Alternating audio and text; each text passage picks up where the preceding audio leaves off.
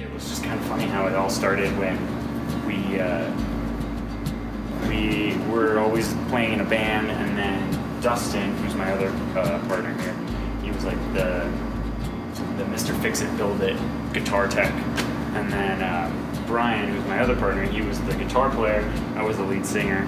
It was called One Too Many. And then that band went on for 4 years, and then we stopped playing, and then I got a house because I was like, okay, I need a house for a basement to practice our new band. We got to make a new band. And then I got to have all my band members join in and get a room in this house so we can pay rent. and then we need a garage for brewing, so I had to go out and look for houses and things like that. And then we found a house, or I found a house, and then I got them all in. We started practicing. We got a home brew kit, which it's funny because one of my employees, Jeremy, one of my employees for the last 4 years, he was the first one that bought the brew kit with Brian and I. Okay.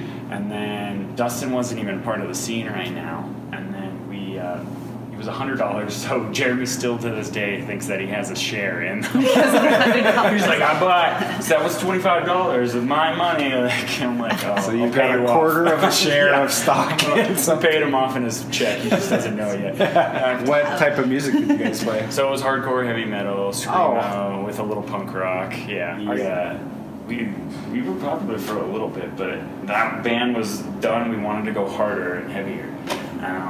But that was the funny part, was we were in the basement. We had this homebrew kit. We didn't touch it yet. We were just excited about it. We were sitting in the basement. Jeremy, one of the owners, he was doing keyboard in it. And we were like, we didn't have any ideas. I'm like, let's go brew some beer instead. So I gotta know, how much of this do you think came out of just your guys' background as like hardcore and stuff like that? Because I mean, this sounds totally like hardcore kind of sprouted from the punk scene. Yeah. And everything was DIY. That music was DIY music. You were teaching yourself how to play music at that point. Oh, it was a huge background. And like, I still say that to all my band friends that come in here. They go, how did you pull this off? And I'm like, honestly, kind of already knew it. You got t-shirts. I did t-shirts in the band. I have songs. That's my names of the beer. My actual my shows are my beer fests, or my beer releases are my shows. You have like it's basically like you practice and you practice and you practice, and then you finally come up with that beer. And everything in here, it's like a CD cover is your logo or something like that. Like, what other kind of business has it to where it almost exactly mimics a band? Like, it's ridiculous how it's exactly the same. And the community behind the community, it too. It's your fans. Like the fans and most bands kind of support each other because, you know, especially in hardcore or punk or something, it's like if you want to have a show, it's not. There aren't a lot of Live Nations knocking down your door saying, "Hey, we'll give you $50,000 to play a show at our club." You know? And you get paid more doing this than your $25 cut. Yeah, exactly. And you're like selling 5 T-shirts, so you can make 10 more. And it's so crazy. Like, even before I even got into this, but still now, like, I'm still that beer nerd. Where, like, if I see Adam Avery, I'm like, oh my God, what is that?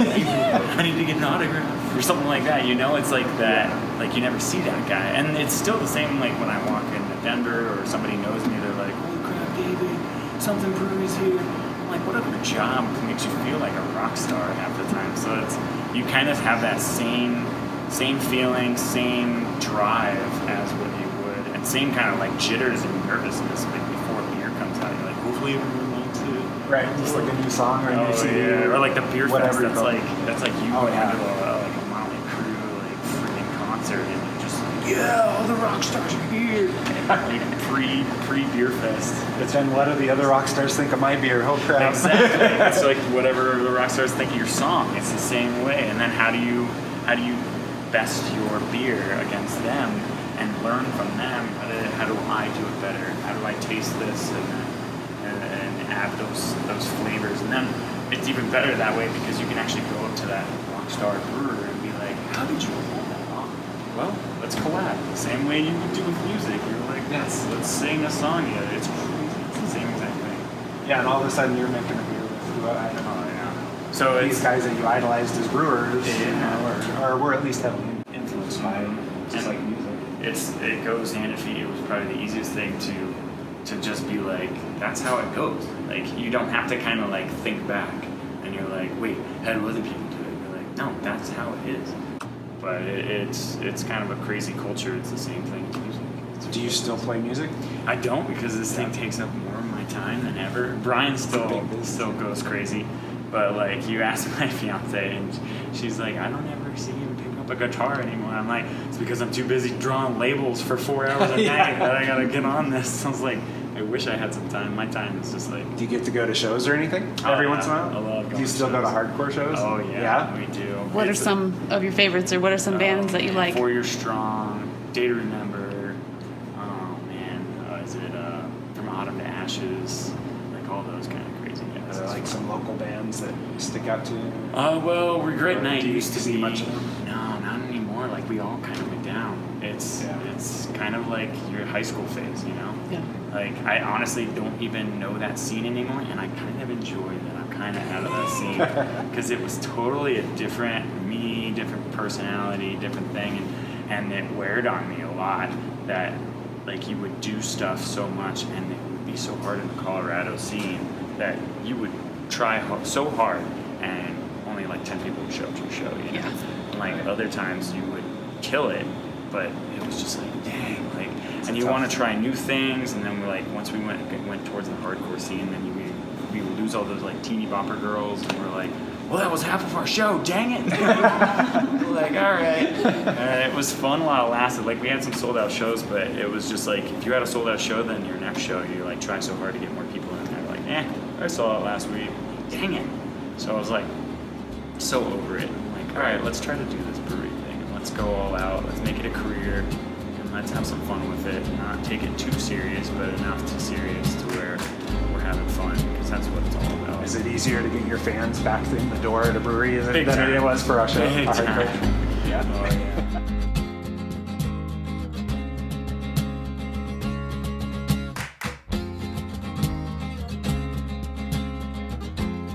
Caught me at my best. Working hard on videos for you guys. So hit subscribe if you don't want to miss out on what we got coming for you. Cheers.